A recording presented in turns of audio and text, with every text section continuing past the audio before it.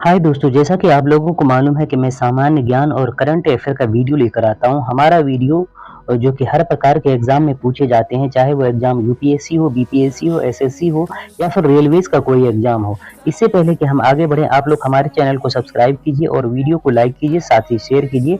चलिए शुरू करते हैं। आज हम बीपीएससी शिक्षक और सीटेट स्पेशल प्रैक्टिस सेट 7 के बारे में बात करने जा रहे हैं। इससे पहले 1 से लेके 6 तक का प्रैक्टिस सेट हम बना चुके हैं। अगर आप लोग नहीं देखे हैं तो चैनल पर विज़िट करके देख लीजिएगा। इसका जो प्लेलिस्ट का नाम है सीटेट स्पेशल, आप उस प्लेलिस्ट में सारे वीडियोज़ को देख लीजिएगा। इससे पहले हम शुरू करें, आप लोग हमारे चैनल को सब्सक्राइब कर दीजिए क्योंकि नया चैनल है, जितना हो सके उतना सपोर्ट कीजिए। चलिए शुरू करते हैं। क्वेश्चन है, नवजात शिशु का भार होता है, तो नवजात शिशु का भार कितना होता है? तो 7 पाउंड नवजात शिशु का भार होता है। अगला क्वेश्चन है, जड़ बुद्धि वाले बालक को बुद्धि लब्धि कितनी होती है? जड़ बुद्धि वाले बालक की बुद्धि लब्धि कितनी होती है?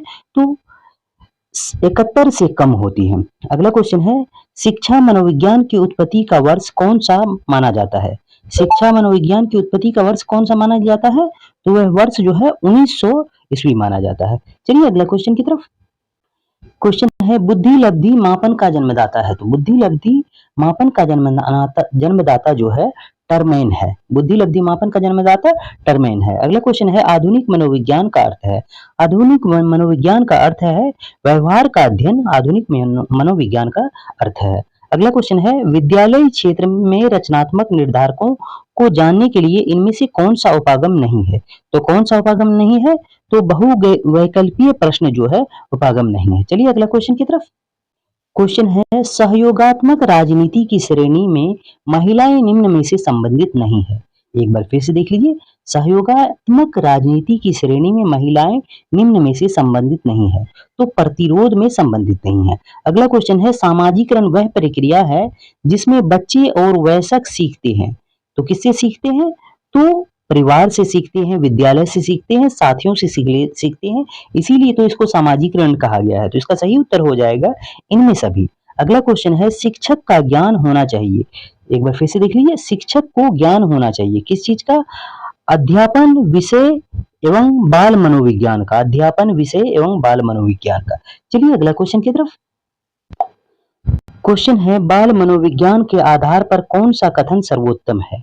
एक बार फिर से देख लीजिए, बाल मनोविज्ञान के आधार पर कौन सा कथन जो है सर्वोत्तम है? तो इसका सर्वोत्तम कथन है, प्रत्येक बच्चा विशिष्ट होता है, ये सर्वोत्तम कथन है। चलिए अगला क्वेश्चन की तरफ। क्वेश्चन है, प्राथमिक विद्यालय के बालकों के लिए निम्न में से किसे बेहतर मानते हैं? प्राथमिक विद्यालय को एक बार फिर से देख लीजिए, प्राथमिक विद्यालयों के बालकों के लिए निम्न में से किसे बेहतर मानते हैं? तो किसे बेहतर मानते हैं? स्वयं द्वारा किया गया अनुभव को बेहतर मानते हैं। अगला क्वेश्चन है, वाइगोट्स्की बच्चों को सीखने में निम्नलिखित में से किस कारक की महत्वपूर्ण भूमिका पर बल देती है? एक बार फिर से देख लीजिए, वाइगोट्स्की बच्चों को सीखने में निम्नलिखित में से किस कारक की महत्वपूर्ण भूमिका पर बल देती है? तो सामाजिक कारण पर के महत्वपूर्ण भूमिका पर बल देती है। अगला क्वेश्चन है, बुद्धि के बहुकारक सिद्धांत का प्रतिपादक है। तो बुद्धि के बहुकारक सिद्धांत का प्रतिपादक कौन है? तो इसका सही उत्तर है थॉर्नडाइक जो है बुद्धि के बहुकारक सिद्धांत का प्रतिपादक है। चलिए अगला क्वेश्चन की तरफ। क्वेश्चन है, बच्चों के सीखने की प्रक्रिया में माता पिता की भूमिका निभानी चाहिए। तो किसको माता पिता की भूमिका निभानी चाहिए? एक बार फिर से देख लीजिए, बच्चों को सीखने की प्रक्रिया में माता पिता को भूमिका निभानी चाहिए। किस चीज की भूमिका निभानी चाहिए? तो अग्रोन्मुखी भूमिका निभानी चाहिए। अगला क्वेश्चन है, कौन सा सिद्धांत व्यक्त करता है कि मानव मस्तिष्क एक बर्फ की बड़ी चट्टान के समान है जो कि अधिकांश छिपी रहती है एवं उसमें चेतन के 3 स्तर होते हैं?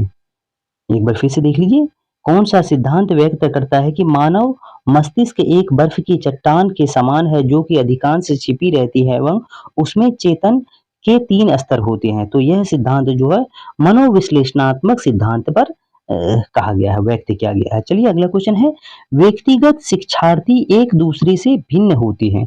एक दूसरे से किसमें भिन्न होते हैं? तो एक दूसरे से विकास दर में भिन्न होते हैं। चलिए अगला क्वेश्चन की तरफ। क्वेश्चन है, निम्नलिखित में से कौन सा सूक्ष्म गति कौशल का उदाहरण है? कौन सा सूक्ष्म गति कौशल का उदाहरण है? तो लिखना जो है सूक्ष्म गति कौशल का उदाहरण है। अगला क्वेश्चन है, नर्सरी कक्षा में शुरुआत करने के लिए कौन सी वस्तु सबसे अच्छी है? एक बार फिर से देख लीजिए, नर्सरी कक्षा में शुरुआत करने के लिए कौन सी विषय वस्तु जो है सबसे अच्छी है? कौन सी विषय वस्तु सबसे अच्छी है? तो मेरा परिवार विषय वस्तु सबसे अच्छी है। अगला क्वेश्चन है, संवेग व्यक्ति को उत्तेजित दशा है। एक बार फिर से देखिए, संवेग व्यक्ति की उत्तेजित दशा है, यह कथन किसका है? तो यह कथन जो है वुडवर्थ का है, वुडवर्थ का है। चलिए अगला क्वेश्चन की तरफ। क्वेश्चन है, भाषा में अर्थ की सबसे छोटी इकाई है। तो बट अर्थ की जो सबसे छोटी इकाई भाषा में सवनीम है, सवनीम। अगला क्वेश्चन है, बालिकाओं की लंबाई किस अवस्था में बालकों से अधिक होती है? एक बार फिर से देख लीजिए, बालिकाओं की लंबाई किस अवस्था में बालकों से अधिक होती है? तो बाल अवस्था में जो है बालकों से अधिक होता है, बाल अवस्था में बालकों से अधिक होता है। अगला क्वेश्चन है, दिवास्वपन, एक बार फिर से देखते हैं, दिवास्वपन एवं भाषा की के कूटकरण की अवस्था है। दिवास्वपन एवं भाषा की कूटकरण की अवस्था कौन सा है? तो किशोर अवस्था है। अगला क्वेश्चन की तरफ चलते हैं। क्वेश्चन है, विकास केवल एक ओर ना होकर चारों ओर होता है, यह सिद्धांत बताता है। एक बार फिर से देखते हैं, विकास केवल एक ओर ना होकर चारों ओर होता है, यह सिद्धांत किस चीज के बारे में बताता है? वर्तुलाकार का के बारे में बताता है, वर्तुलाकार। अगला क्वेश्चन है, जन्म के समय शिशु रोता है। जन्म के समय शिशु रोता है, किस वजह से? तो वह वातावरण के परिवर्तन के कारण रोता है। जन्म के समय शिशु जो है वातावरण के परिवर्तन के कारण रोता है।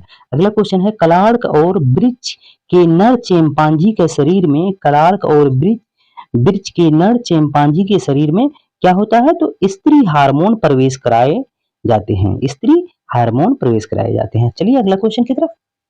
क्वेश्चन है, बालक का विकास वंशानुक्रम का वातावरण का है। एक बार फिर से देखते हैं, बालक का विकास वंशानुक्रम का वातावरण का है, तो किसका है? तो गुणनफल का है। अगला क्वेश्चन है, बालक की अस्थायी दांतों की संख्या है। अस्थायी दांतों की संख्या 20 है। बालक की अस्थायी दांतों की संख्या 20 है। अगला क्वेश्चन है, आनुवंशिकता से तात्पर्य निम्नलिखित में से किससे होता है? आनुवंशिकता से तात्पर्य निम्नलिखित में से किससे होता है?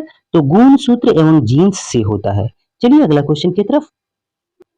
क्वेश्चन है, आनुवांशिकता का वास्तविक निर्धारक होते हैं। तो आनुवंशिकता का वास्तविक निर्धारण जो है गुणसूत्र होते हैं। चलिए अगला क्वेश्चन की तरफ और इस वीडियो क्लासेस का अंतिम क्वेश्चन की तरफ। अगर आप लोग चैनल को सब्सक्राइब नहीं किए हैं तो सब्सक्राइब कर दीजिए, क्योंकि हम हर रोज 30 क्वेश्चन का एक पार्ट लेकर आते हैं और उस पार्ट को आप लोगों के लिए बहुत उपयोगी होगा अगर आप लोग ढंग से 2-4 बार अच्छी तरह से पढ़ लेंगे, देख लेंगे तब। चलिए अगला क्वेश्चन है, दिवास्वपन में विचरण करने की कामना अत्यंत प्रबल होती है। दिवास्वपन में विचरण करने की कामना अत्यंत प्रबल होती है, किस अवस्था में? तो किशोर अवस्था में होती है। चलिए ये अंतिम क्वेश्चन था हमारा इस प्रैक्टिस सेट का। हमारा वीडियो कैसा लगा? वीडियो अगर अच्छा लगे तो लाइक कीजिएगा, चैनल को सब्सक्राइब जरूर कीजिएगा, क्योंकि नया चैनल है, आप लोग सपोर्ट कीजिएगा। पूरा वीडियो देखने के लिए धन्यवाद।